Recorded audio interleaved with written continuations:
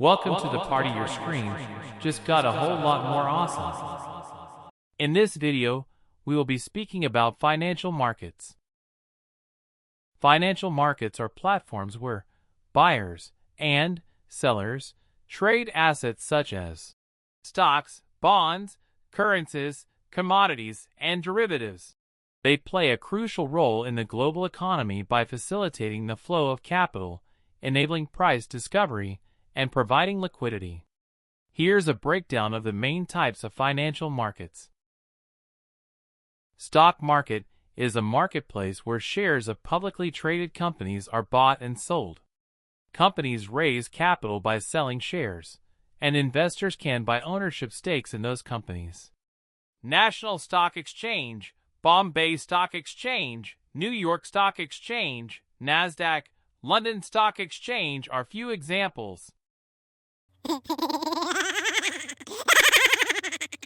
A bond market is a market where debt securities, bonds, are issued and traded. The purpose of bond market is governments, municipalities, and corporations borrow money by issuing bonds. Investors lend money in exchange for regular interest payments and the return of the principal at maturity. Corporate bonds, municipal bonds are a few examples. Bonds are generally less risky than stocks. Foreign exchange market, or shortly Forex, is a decentralized global market where currencies are traded. Facilitates international trade and investment by allowing businesses and investors to exchange one currency for another. Currency values can fluctuate rapidly due to geopolitical events, economic data, and market sentiment. Commodities market is a market where raw materials or primary agricultural products are traded. Its purpose is producers and consumers of commodities, like oil, gold, or wheat, can hedge against price fluctuations, and investors can speculate on price movements.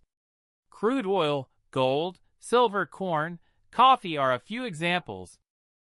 Derivatives market is a market for financial contracts whose value is derived from an underlying asset, e.g., stocks, bonds, commodities, or currencies.